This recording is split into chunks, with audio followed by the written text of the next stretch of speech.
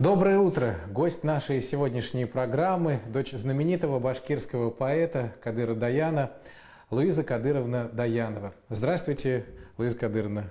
Здравствуйте. Луиза Кадыровна, вот вы долгие годы проработали на башкирском телевидении режиссером и, в общем-то, наверное, можно так сказать, стояли у истоков создания башкирского телевидения. Сейчас, спустя уже многие-многие годы, каким вам вспоминается это время? Вспоминается, уже чувствуешь, что есть что-то сказать, чем-то поделиться, что-то вспомнить, что-то напомнить. И вот эта вот миссия человека, который очень много лет уже живет на этой земле, мне кажется, почетная. И я очень рада, что я вот сейчас, после многих лет отсутствия в этих пенатах, я опять здесь, уже в роли не как режиссера, а как выступающего. Ну, если сказать, что мы работали вживую, то вы представляете, какая была ответственность у нас выдать правду и только правду. Не было такого, знаете, бесшабашного свободы слова, что ли. Луиза Кадыровна, ну вот ваш отец, знаменитый поэт, писатель, драматург башкирский, прошел всю войну, дошел до Берлина. Вы можете сейчас вспомнить вот тот момент, когда он вернулся с фронта? До сих пор, вот сколько лет уже прошло, у меня перед глазами заволнованные лица, которые собрались на Уфимском железнодорожном вокзале, на вокзале, перемешанные с запахом первых весенних цветов, с гарью приближающегося, пыхтящего паровоза с длинным хвостом вагона. В одном из них мой папа. Толпа встречающих всколыхнулась, зашумела. Слезы радости и восторг залили мне лицо. И я, спотыкаясь и падая, бежала к папиному вагону. Но вы уже прям знали, в каком он вагоне будет, да? Конечно. Все знали, в каком. Интуитивно все знали, все родные ведь, все возвращающиеся с фронта, бальзам на сердце всем встречающимся. Но каждый индивидуально находил свое, по запаху, что ли.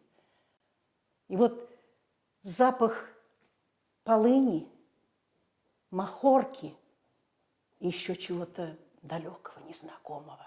И я увидела усталые добрые глаза папы, его руки, сильные руки, подхватившие меня,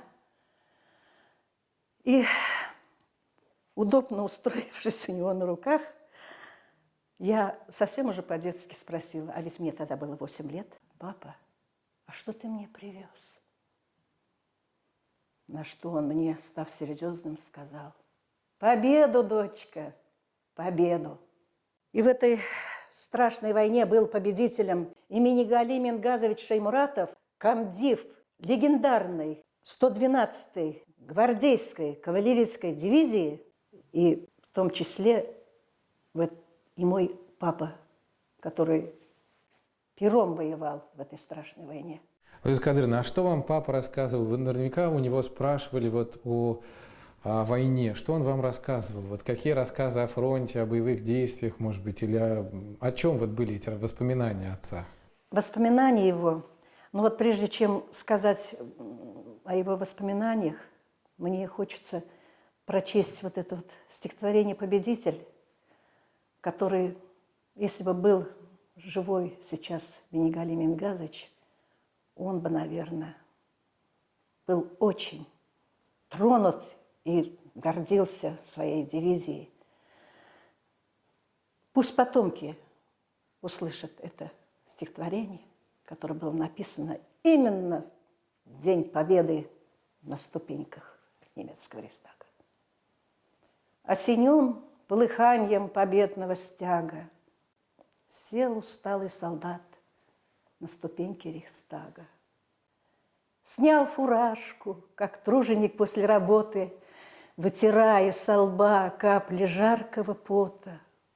Положил автомат, пыль стряхнул с гимнастерки, из кисета отсыпал щепотку махорки. Посмотрел еще раз, как над вражьей столицей на весеннем ветру наше знамя лучится.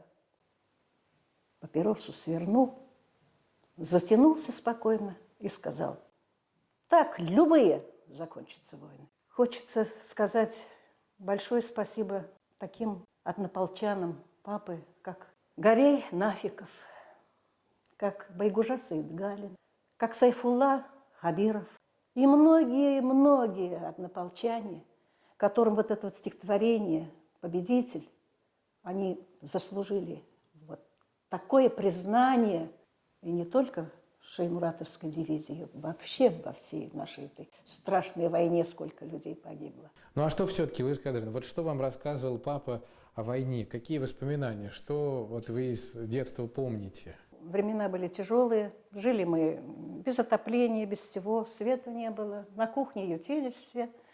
Однажды ночью, проснувшись, я увидела на стене какие-то тени. А тени были от того, что вот в эти трудные послевоенные годы папа работал при свете так называемой коптилки. Она какой-то давала такую тень, что ли. И вот в этой, значит, на этой стене я увидела папины пальцы, которые в каком-то ритме такой вот тенью ложились на вот эту вот на стену. И он так это воодушевленно что-то такое там говорил про себя. А это было, ну, мне было страшно и смешно. А это было так просто. Это мой папа выкладывал, превращался сам в героя, думаю, в Шаймуратова, и укладывал ямбы в строчки. Вот это вот ритм. Шаймуратов под собою горячил в бою коня, на врага кидался с бою вихрем грома и огня. Шаймуратов бьет и гонит, на Дону врага громит, ни в какой воде не тонет, и в огне он не горит. Понимаете, вот этот вот ритм, и вот он мне потом объяснил. И потом у нас была машинка печатная. Вот когда был, значит, юбилей, дата, вернее, рождения 110-й годовщины имени Галии Мингазовича Шаймуратова, я подарила пишущую машинку, на которой при мне печатался текст Шаймуратова генерала. Я подарила эту машинку в дар музею, прославленному музею имени Галии Мингазовича Шаймуратова. Мне было очень приятно. Меня очень тепло приняли. Я видела лица вот всех, вот, кто остался в живых, героев Шаймуратовской дивизии. И они слушали меня. Мне было это очень приятно, что они помнят Шаймуратова, что песню все поют. И там вот сидел вот герой, вот прямо вот я с трибуны, он смотрит на меня и поет: «Храбрых конников по праву старый вырастил Урал, заслужил навеки славу Шаймуратов генерал».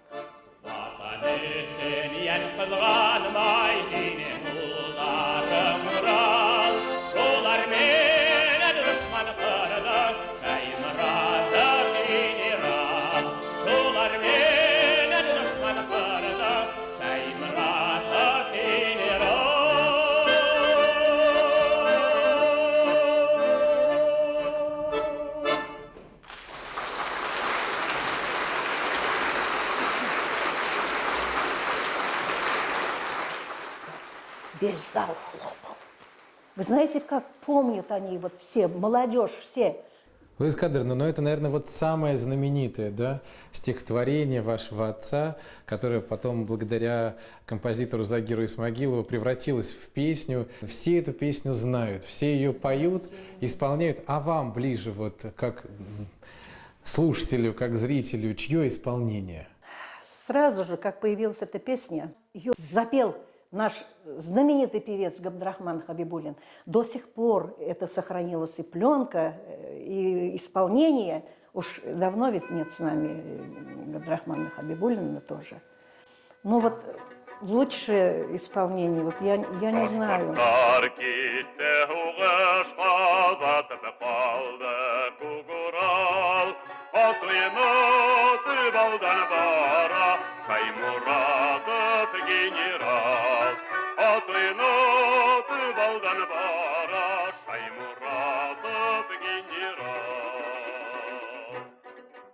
До сих пор перед глазами вот эта вот конница, Башкаттар кейті суғышқа затып қалды Кугурал. От ойнатып алда бара Шаймуратов генерал. Он так спел, что я запела. Я же не артистка все-таки. Я запела. И вы знаете, вот в этой песне мне понравилась фраза вот «От ойнатып алда бара Шаймуратов генерал». От ойнатып. Играючи едет на лошади в бою, в страшном бою. Вот кто такой был Шаймуратов.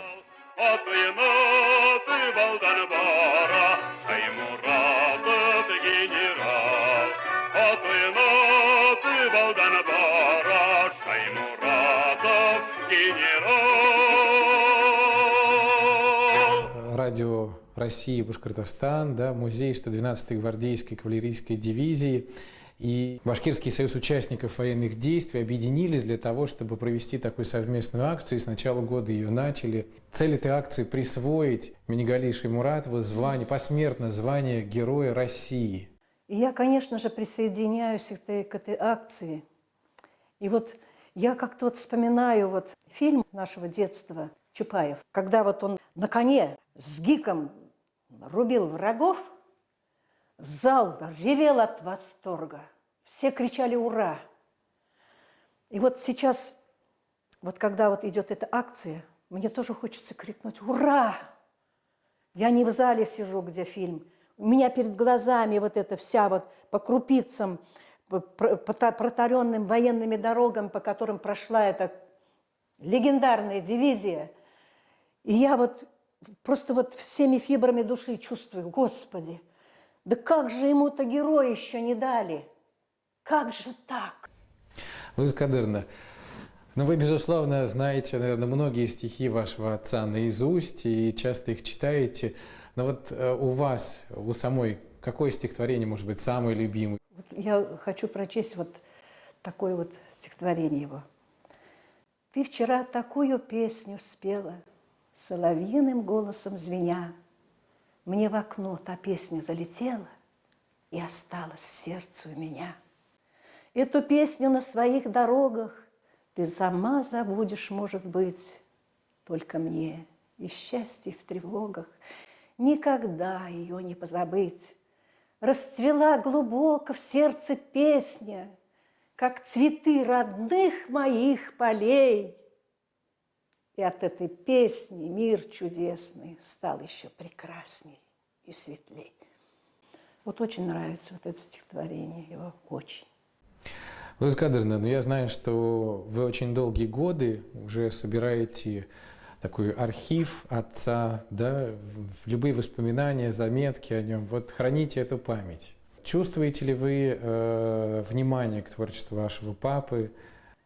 Вы знаете, вот с детства в мединститут меня приглашали уже, папы уже не было, там я выступала, говорила.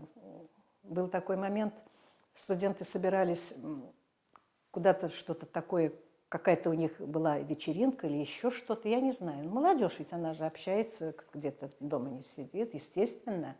А я так еще неловко, мне говорю, ладно, говорю, идите. А преподаватель их, она говорит, ребята, это же Кадыр Даяни будет это.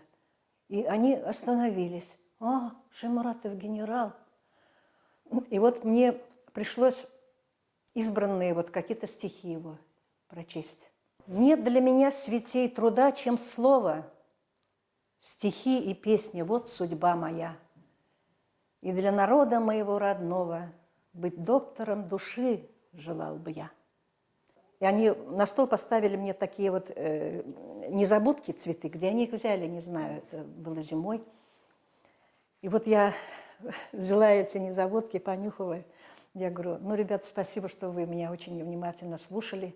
И они, знаете, хором все, не уходите еще, мы посидим, мы никуда не пойдем. Вот такая встреча была.